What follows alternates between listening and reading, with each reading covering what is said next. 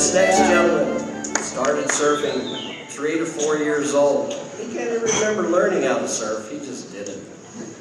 He used to drive to Hope Sound every day in that classic Volkswagen camper with his dad. And the neat thing is, we got a couple firsts here with this next inductee. He's the first one that follows his father. His father, John McCranels, East Coast Hall of Fame. Now, Scott McCranels, second generation.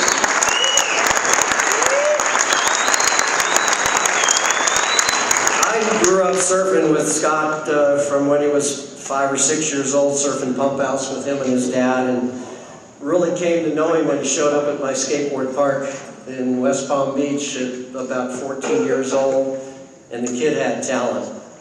It was amazing how good a skateboarder he was, and a true humble kid.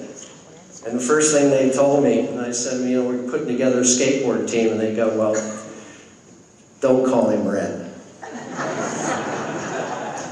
And I said, yeah, right. And you know, he wasn't quite sure about it until he saw it in print. And all of a sudden, I'm Red. See that? You'll watch on these photos up here, and you'll see that moniker on his surfboard. He is Scott Red McCranels. Scotty is an amazing talent, and today surfing is founded, and the progressive surfing is based largely on the influence of skateboarding and surfing, and what maneuvers have transferred from skateboarding into surfing. And I would have to say that Scott's entry into the professional ranks of surfing was totally due to his professional skateboarding at an age of 15, 16 years old, where he went out to California and blew minds of what he could do. The guy was truly amazing with his talent. And when he found himself progressing heat to heat in Stuart, Florida at the OP Pro, suddenly in the semifinals, he's defeated everybody that's come up against him. Unheard of in the sport of surfing. Martin Potter is the only other local kid that jumped into a pro contest and ended up on that stretch.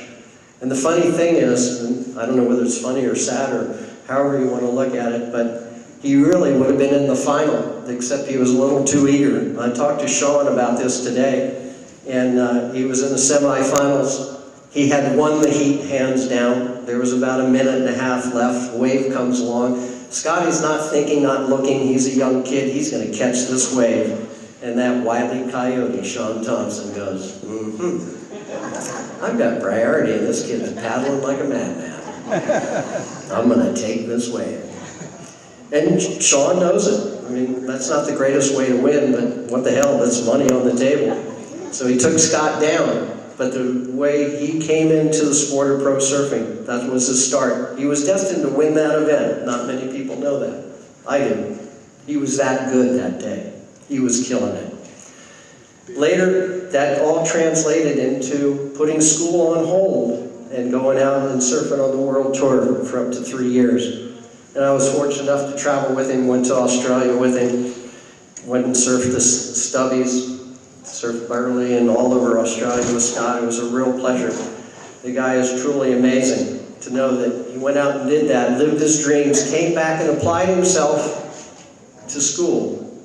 And he's now, after I don't know how many years of school, a very successful orthodontist. So if anybody out there needs to get their teeth worked on, Scotty is the guy.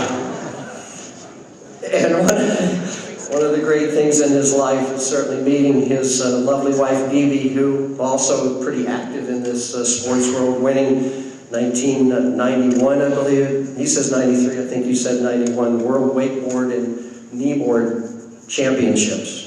So these two athletes have kind of combined together, and Camila, you have a hard act to follow because you're going to be a superhuman. Ladies and gentlemen, Scott Red McCranels.